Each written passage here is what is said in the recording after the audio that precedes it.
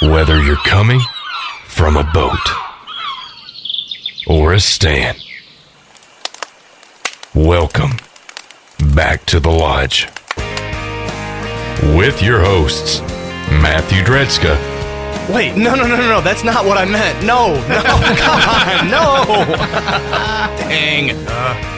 Patrick Mudge. I really don't know what to say that's funny because I'm not a very funny person. True. And Nick Conder. There's a difference between picking and itching. Don't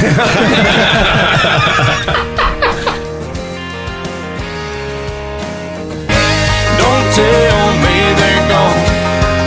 I won't have nothing left. Don't tell me you're strong and you got no regrets. If thinking about us, thinking about then, thinking about how it could have been, don't cross your mind. So if you're doing fine, don't tell me. Don't tell me.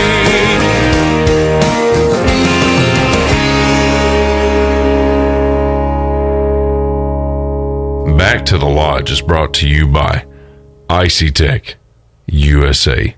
It's the 6 o'clock hour here in West Tennessee. I'm Patrick. I'm Matt. I'm Nick. And I'm Scooter Brown. What's going on? We are back to the Lodge. Welcome to the show. Absolute pleasure to have you here. Glad to be here. It worked out finally. It finally did, man. I'm super stoked to have you here.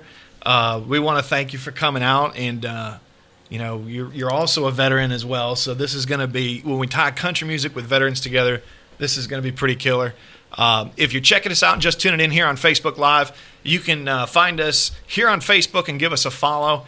And you can follow Scooter Brown Band on Facebook. And you can also check us out at Back to the Lodge on Instagram. And Scooter, what's your Instagram handle?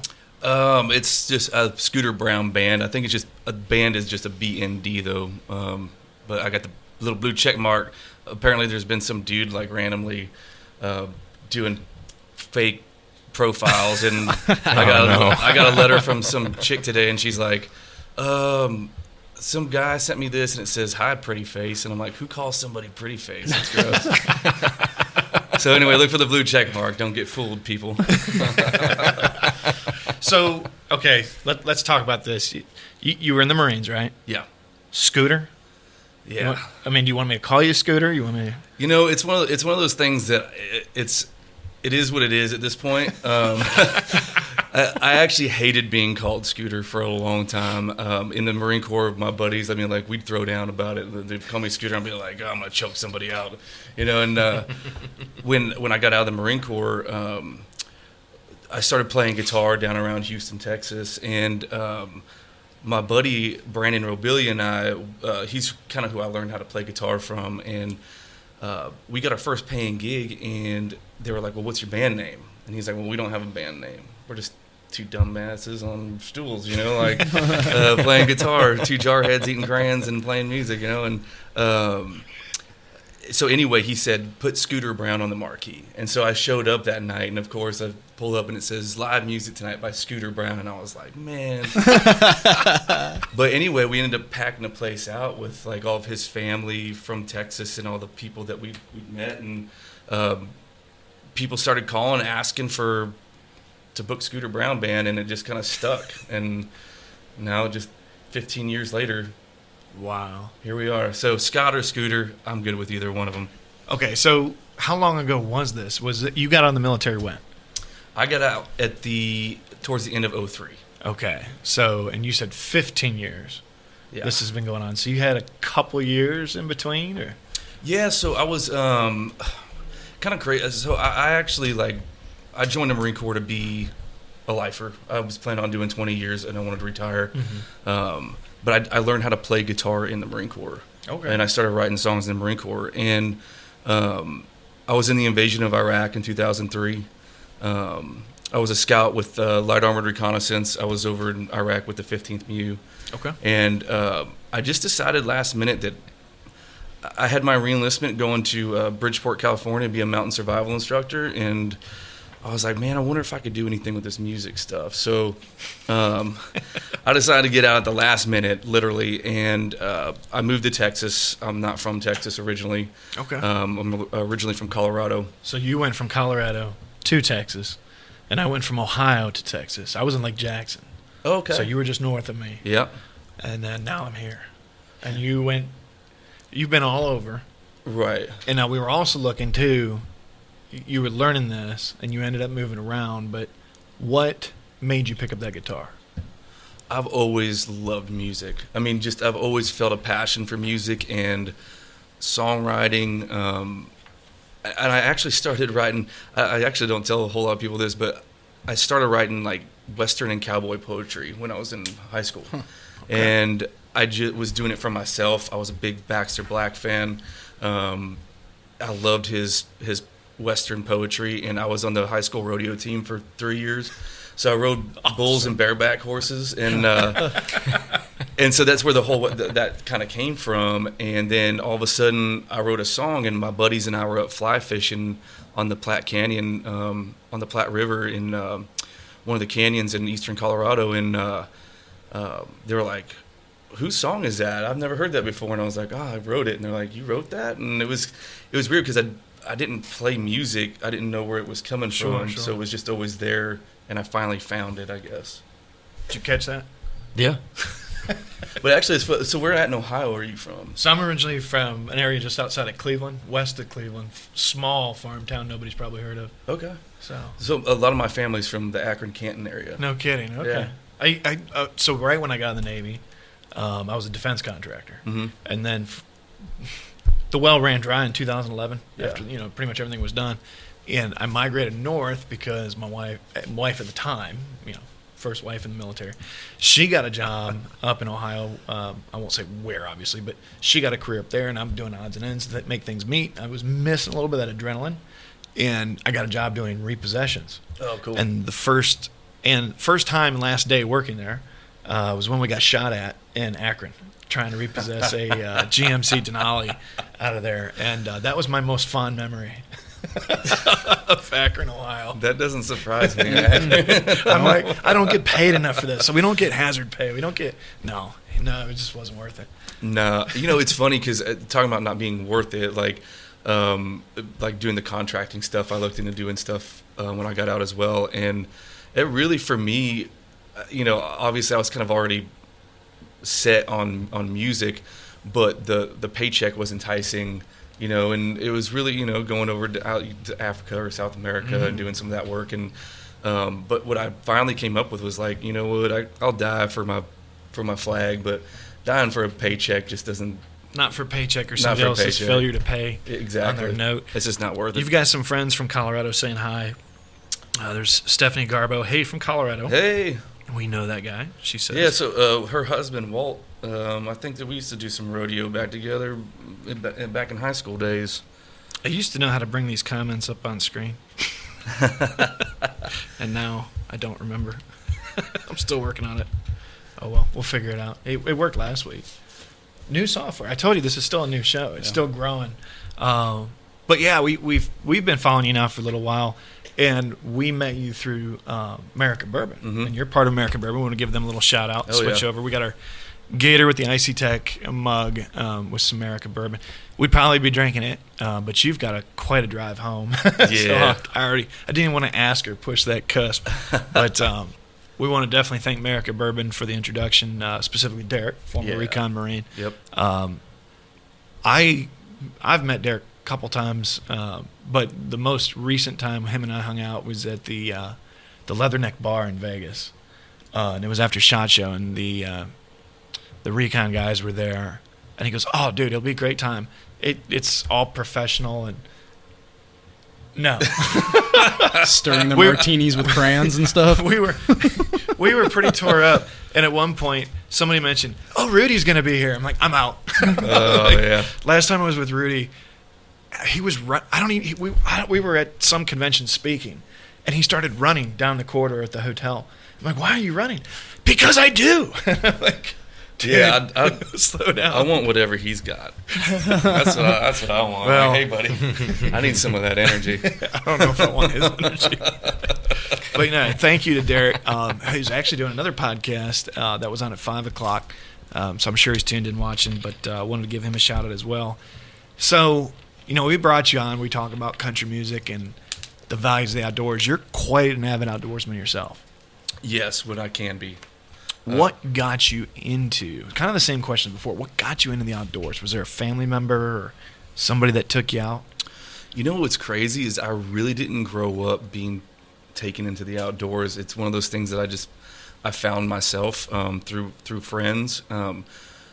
Growing up in Colorado, being in the mountains, it was just kind of one of those things where we just spent so much time in the mountains and in the woods, and it just gave me such good perspective on life in general. I always kind of compare it to Colorado. Always put perspective to me because it reminded you how small you are in the universe. Like when you're staring at these huge mountains and canyons and stuff around you, and so I've always felt connected to the outdoors and to nature and hunting and fishing. Unfortunately, with the music, you don't get to do it as much as you like to. Sure. I'm usually, prime time, spring and fall. I'm usually like festival season. Oh, absolutely. So, just I've gotten to do a couple of hunts in the last couple of years.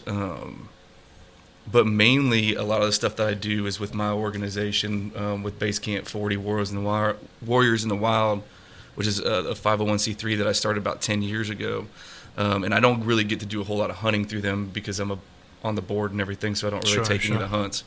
But I just like to go and guide. We have a big elk hunt every fall, and I was just out on guiding that for about 5 days or so. And that's awesome. I just like being outside, and I'm more of a meat hunter at the end of the day. So if I can put something in the freezer, then that's awesome. Well, and that's why we knew a little bit more about you than you probably knew about us coming into it. And we all hunt together, actually. And that was one of the things we talked about before the show. And we have freezers out there, not the coolers. We have coolers too, but the freezers, and we all just put our meat in there. It's kind of community meat. That's awesome. So that's how we all share amongst each other. I think right now, how many do we have in there, Will? About 9? Yeah. 7 or 9? 7 or 9? 7? 6 with 3 more coming. Okay. So we got 11 deer amongst the three of us. That's awesome. And that's what we do. We just put it in there. We share. A couple friends have it. They have access to it, I should say.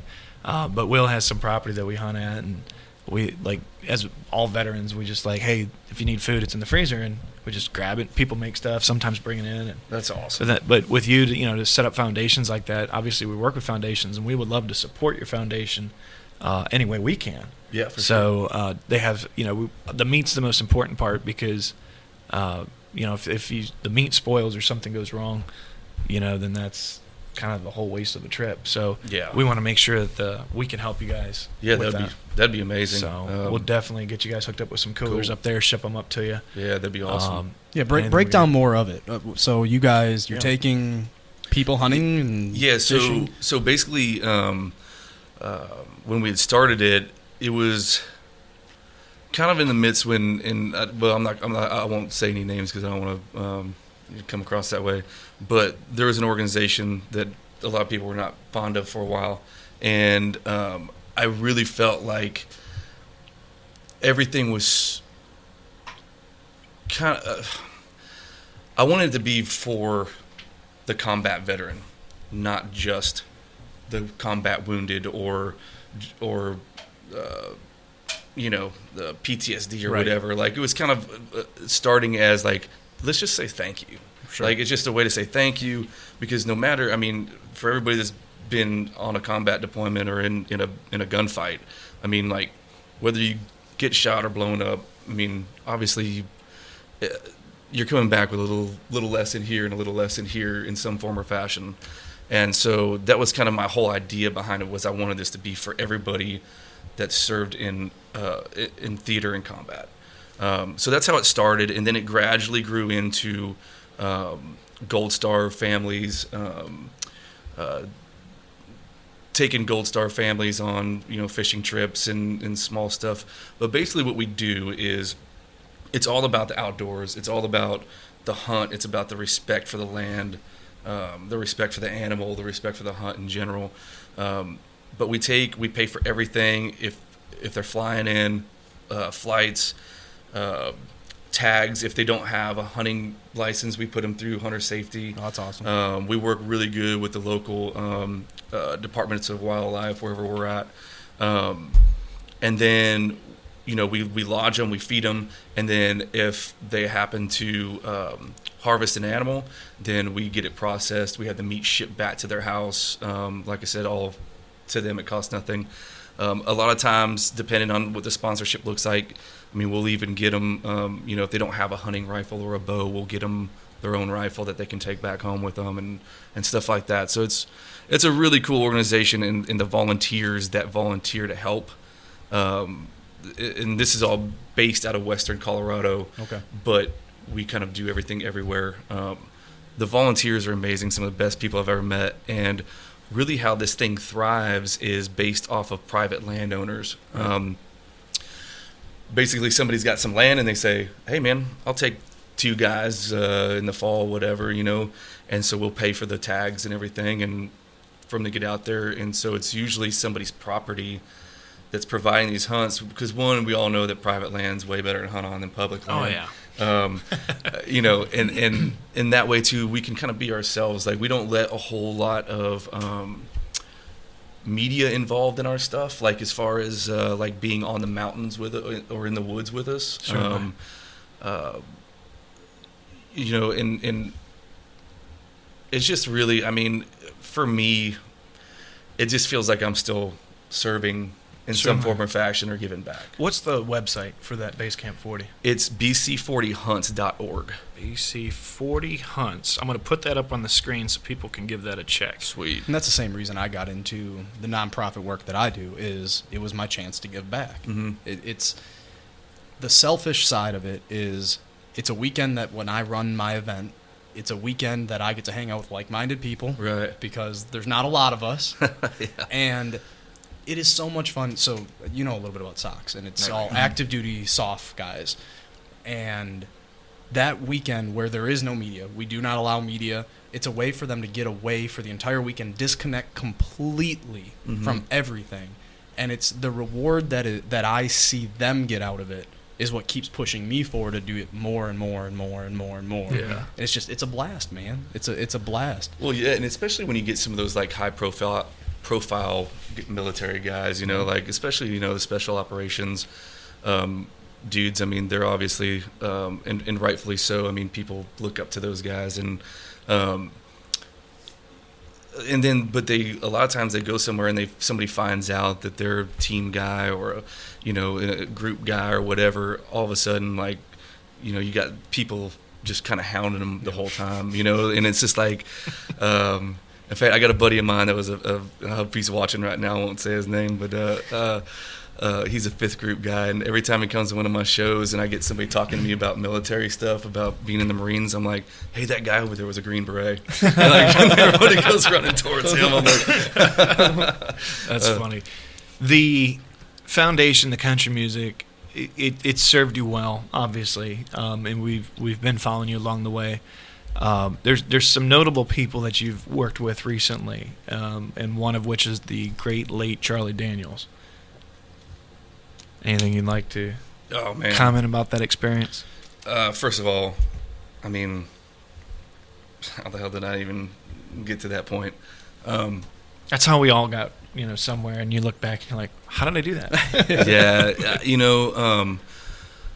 Yeah, first of all, going back to high school, there was 2 people that I listened to more than anybody, and it was Chris Ledoux and Charlie Daniels. And to get to work with him on the level that I did was just always it was a pinch me moment. He was one of the kindest, genuine, realist people I've ever met. There's no better mentor in the music business than Charlie Daniels. He's a guy. He doesn't care if you're sweeping the floor, writing a check. You get the exact same from him, no matter what. But I was down in Texas on the Texas circuit playing music, and I literally was like I was just kind of done with music. I felt bored. I was kind of doing the same thing over and over again, and I wanted to get back to the mountains or do something different, and I just felt like I was like just not in a great spot. And I went up to go do. I got asked, and at this time, this is probably like 6 or 7 years ago, and I mean, the music business, trying to break in the music business is. There ain't a whole lot of money in it in the beginning, man. And my wife and I mean, we were broke. We got 4 kids, and I was at my wit's end, and I told somebody that I would come up and do a benefit in Denver as part of the Navy SEAL Foundation. Mm-hmm. And it was for Danny Dietz. And my wife got so mad at me. She's like, how are you going to go up there for free and do a show? Like, we can't afford for you to do that. She's like, you need to cancel. And I was like, listen, I gave them my word I was going to be there. I was like, I can't cancel. I'm sorry. You're going to have to be mad at me. And I go up there, and I meet who's now one of my best friends, David Rutherford.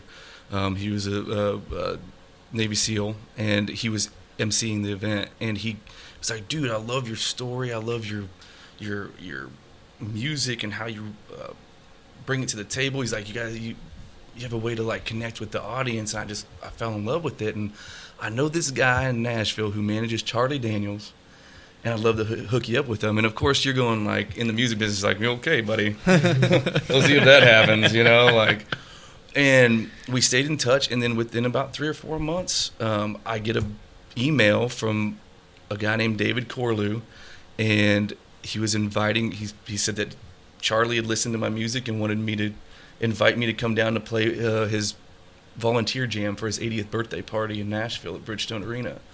Wow. And I was like, oh my gosh, like, of course it's another thing that didn't pay nothing, but I don't care, matter, like, I'm going out there. So we go out there and then to Nashville in Magic happened. Every time I would go out there, Magic happened. And then David started managing me, and things just started falling in place. And Charlie let me go out on tour with him, and I probably did about 60 or 70 shows with him over the course of 4 years. And it's just amazing.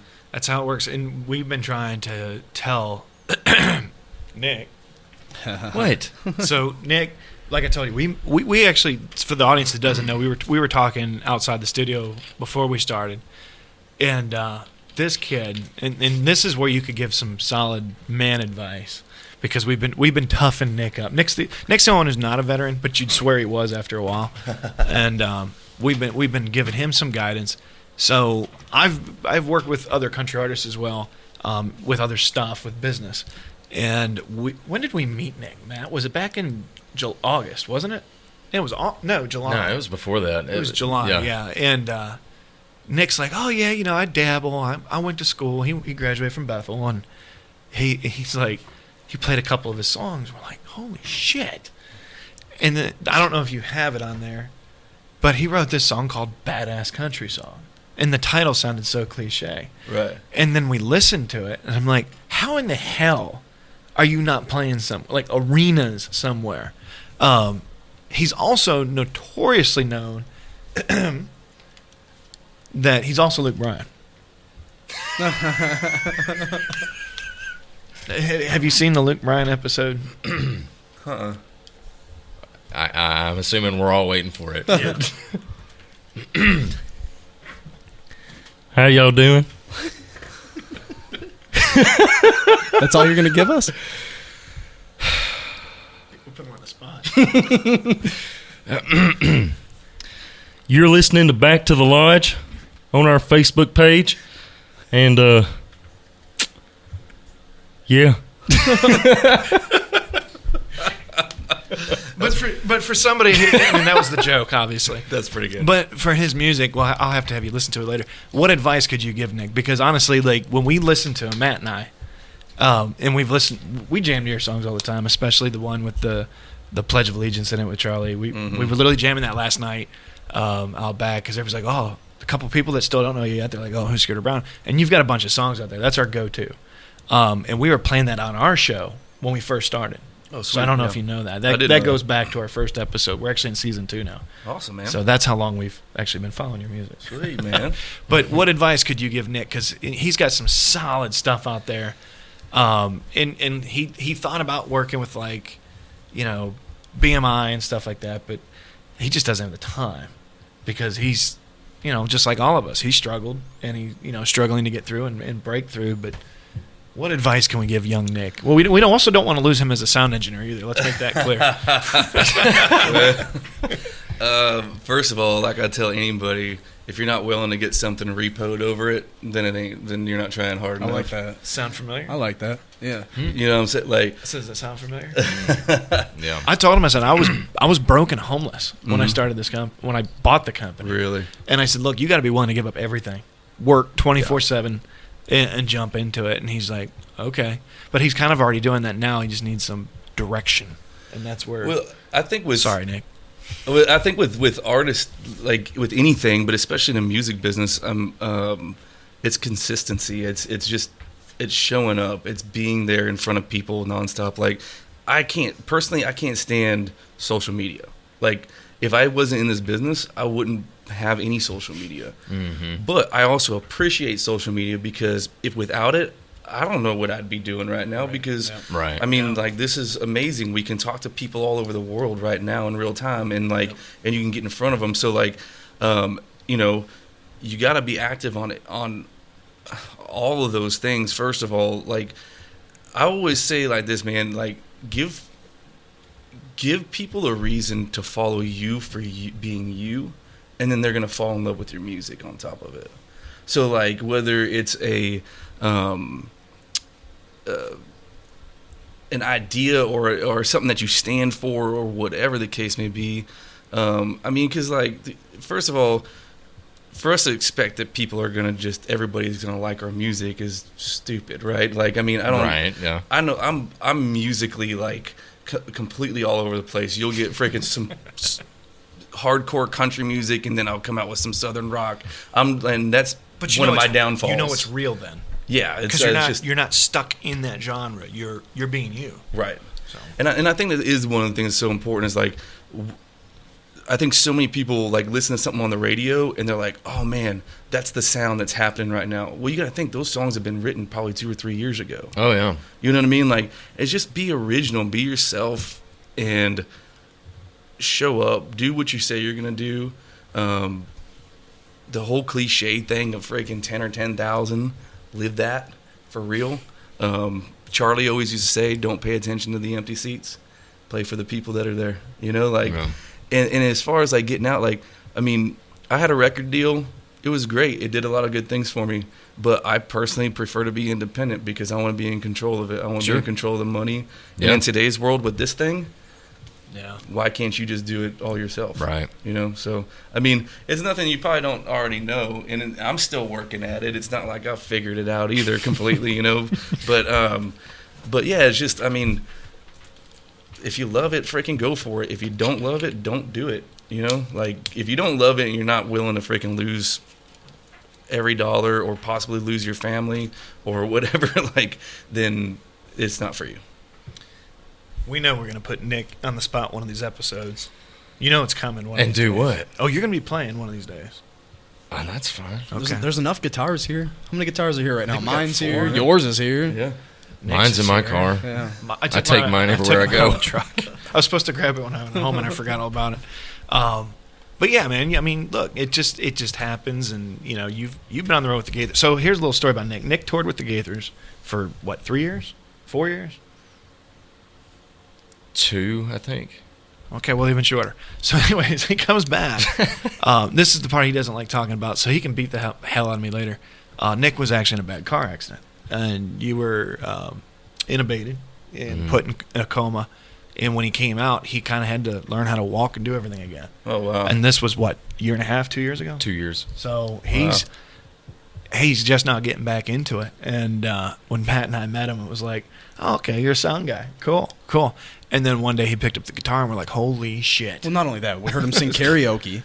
Yeah, We're that like, was holy mind-blowing. smokes, this kid's got a voice. What was that And song then you we sang? found out that he writes his own music. And Yeah. but Firecracker. That's what you sang. Was that what it was? Firecracker. dude can yeah. sing. Yeah. So we're gonna have to. We're motivating him. This was a motivational minute. Thank you. Your COVID motivational minute Thank brought you. to you by Scooter Brown. There you go. There you go. Yeah. So- it was awful though. But we also noticed too you've done some work with Randy Travis as well. Yeah. Randy, I actually met Randy.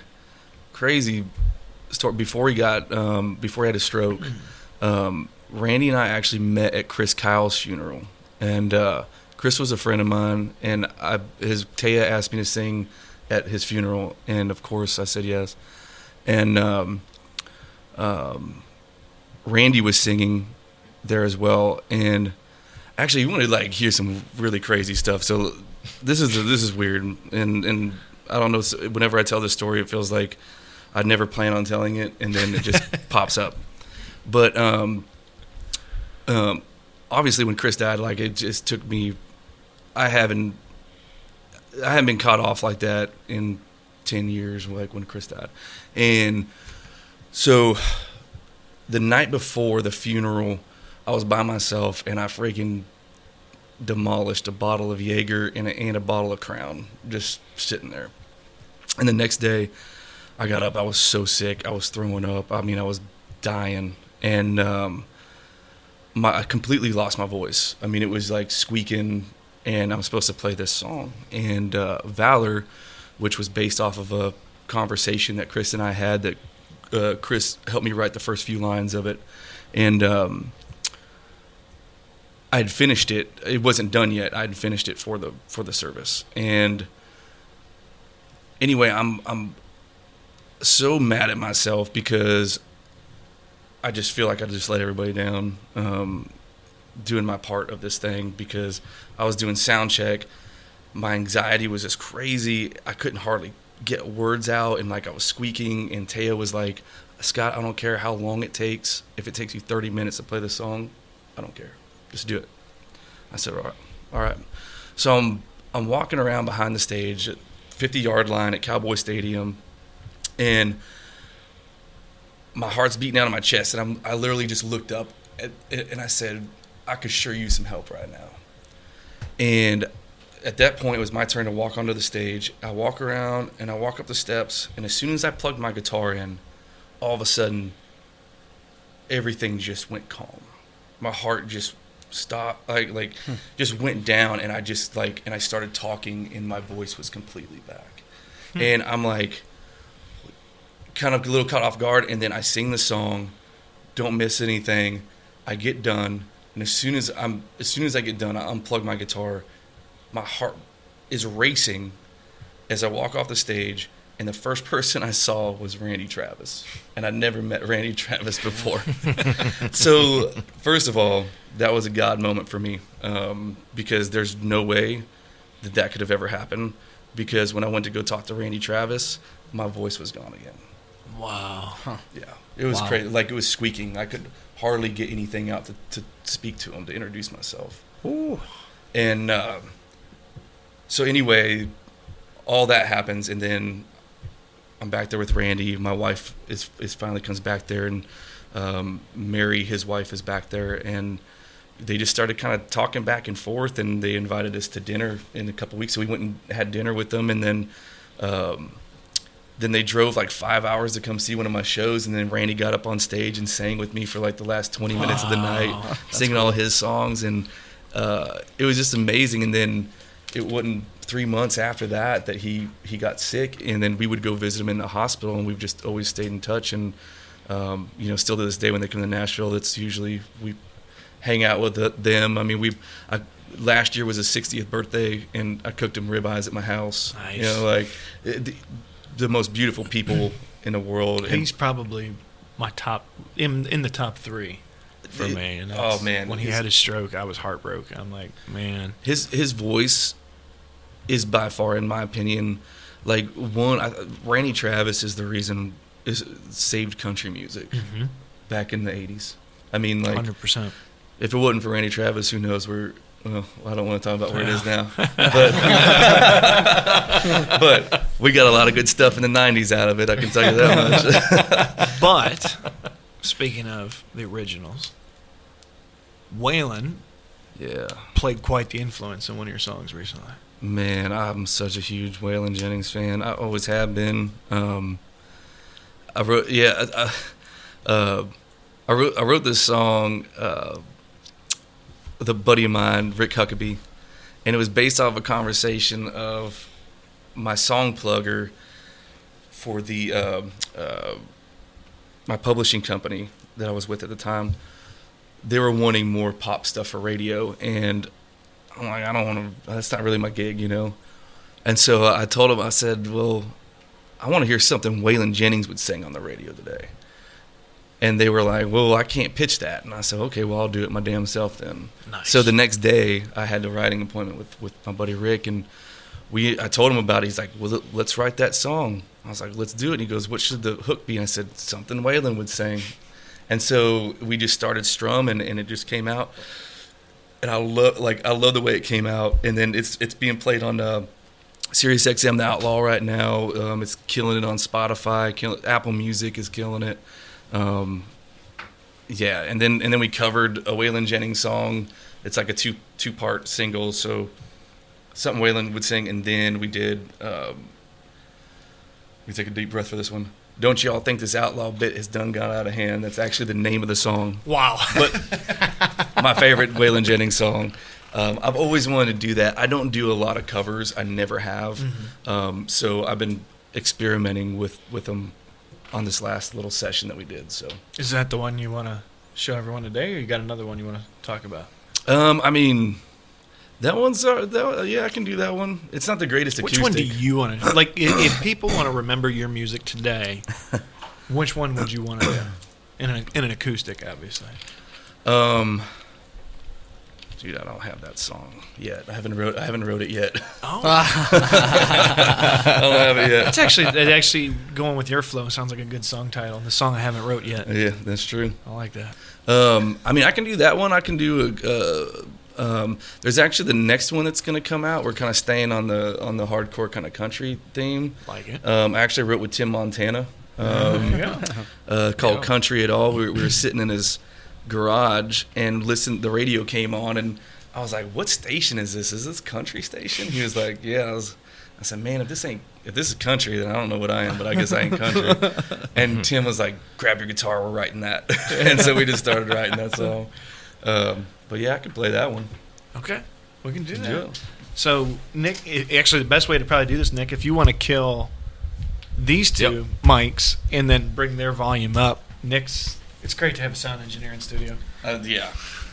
Well, and this is going to be, I think this is going to be the next single that we end up putting out. So, awesome. But yeah, something Waylon would sing is out now. You should definitely go check it.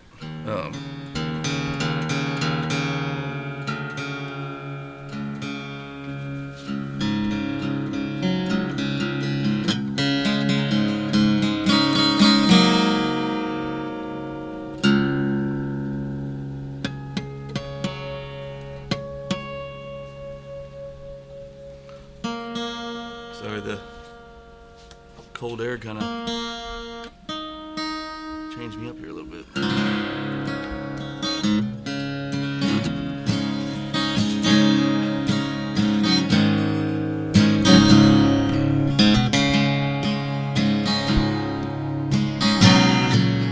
I live my life like a campfire song.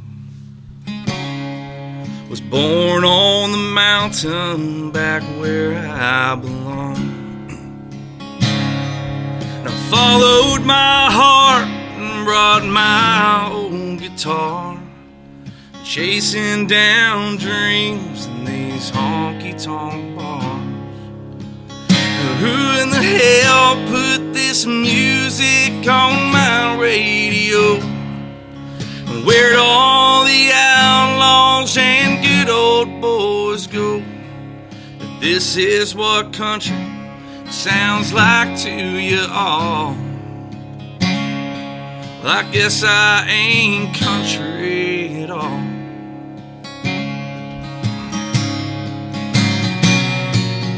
I found the city where my heroes once roamed. Guess all the cowboys eased on back home. Was proud to be baptized on 3 chords and the truth. But all I hear lately is 1 chord and a loop. Who in the hell put this music on my radio? Where'd all the outlaws and good old boys go? If this is what country sounds like to you all, well, I guess I ain't country at all. Who in the hell put this music on my radio? Where'd all the outlaws and good old boys go? If this is what country sounds like to you all, well, I guess I ain't country at all. I guess I ain't country at all. So I actually debuted this song on my debut on the Grand Ole Opry. And I was a little scared to do this song on the Grand Ole Opry because basically I'm talking trash about country music on a country music radio show. But they gave me the go-ahead to do it. But they said I wouldn't play that last verse if I was you.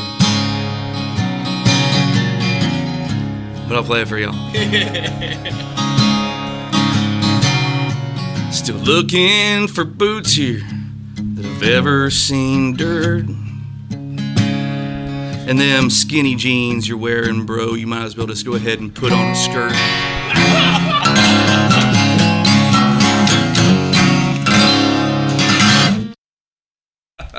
Oh, man, I love it. Love it. Oh, Lord have mercy. Dude, that was badass. That was seriously badass. That. Oh, my goodness. Yeah, that's fun stuff. I needed that. Like, country music needs more of that, too, because it's getting... I don't want to say it, because we have some friends that do different kinds of music. There's nothing wrong with that.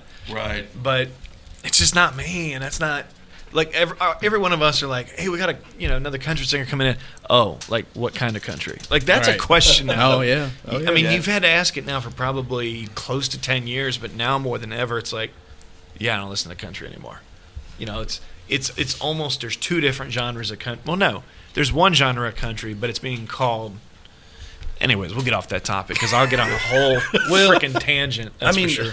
Here's the thing, like, at the end of the day, like I don't bust anybody for what they love to do. Like if that's the music they love to play, that's fine. Like I don't have to like it, but I totally respect them for what they do and their success and how they're doing it.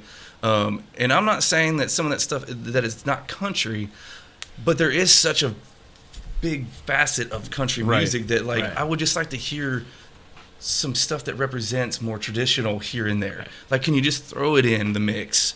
And in country derived in Tennessee, and there was a documentary, and I wish if any of y'all know it. Is it the Ken Burns one? Is it called is that music or something? Ken Burns makes the best documentaries. I don't know who made it. I was on a flight to Thailand, and this documentary came on, and it was like one of the movies you could pick from. And they did this documentary on the history of music, and I actually took a little lesson. I took music history. Was in it college. Just country, or was it all the genres? I do think I've seen seen it talked this. about how country music derived in Nashville, and it actually came from slavery, and it was the slave songs that were mixed in with banjos that created the new beat. It was called country music, and country music was from country living in West Tennessee, not too far from here. And it came from a mix of African-American culture through slavery into what it is known today as country music. So, just like you just said, and you hit the nail on the head, people do all different kinds of music, but let's not call it country music, because country music literally has a specific type of rhythm and a feel to it. And that's shifted. You almost need to come up with a new name for it. Yeah, and I think that's why like there's the whole sub thing of like, pop country or Yes. this country or that country, or now you got Americana and you got like all these things, and like I'm one of those people that I don't forget who said it, but it was somebody way cooler than me. But he said there's only two types of music, good and bad.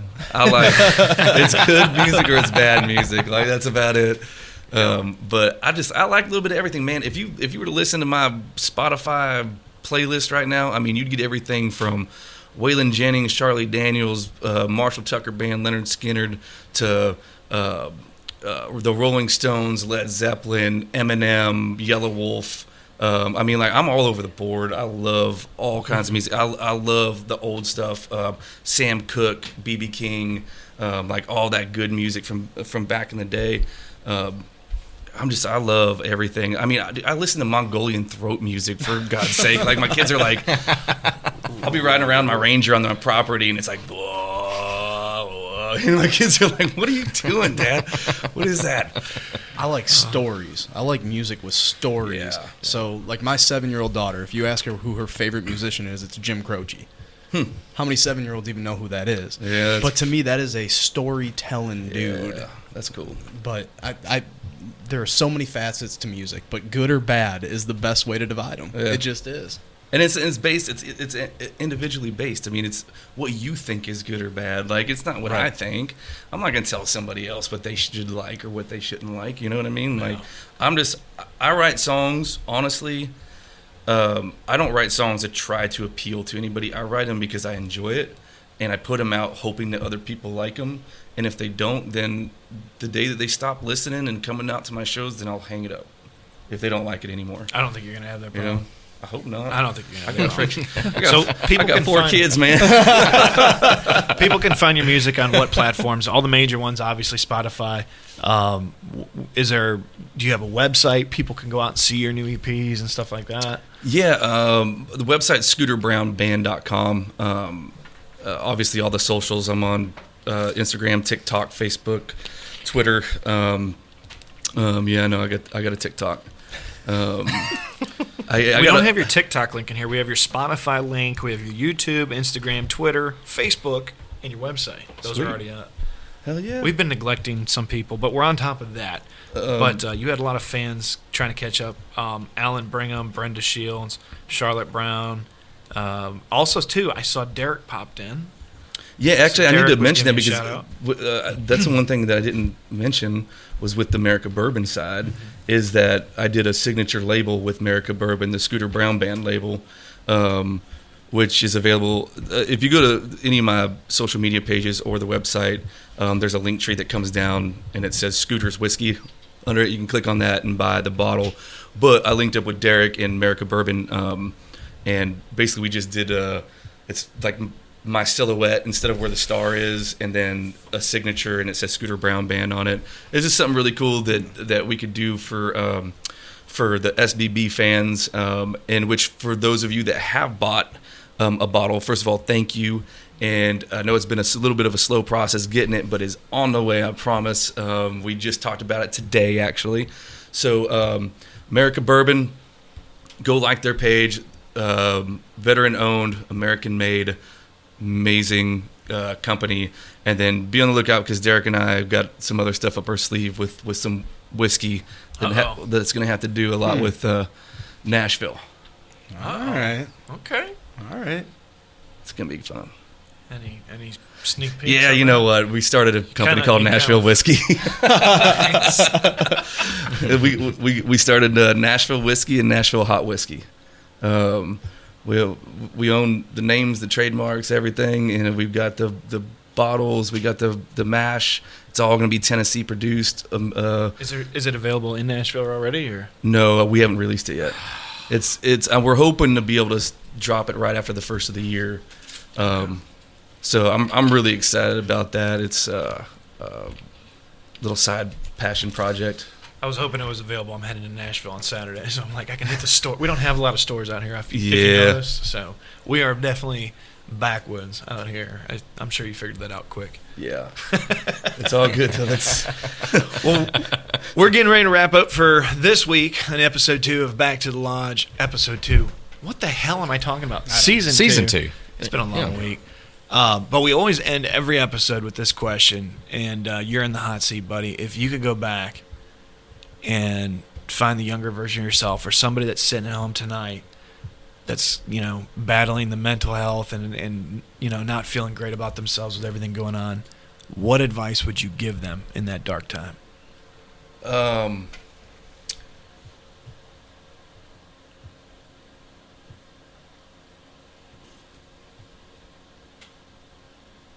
Man,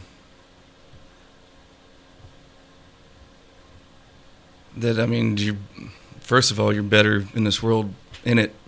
I can say this: 20s-year-old me.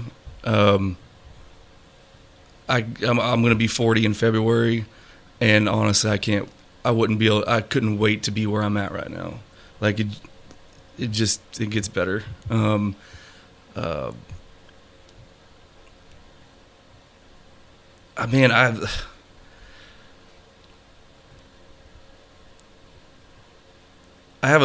It's crazy. I have this answer in a song that I wrote already, and especially going out to veterans, talking about that side of things.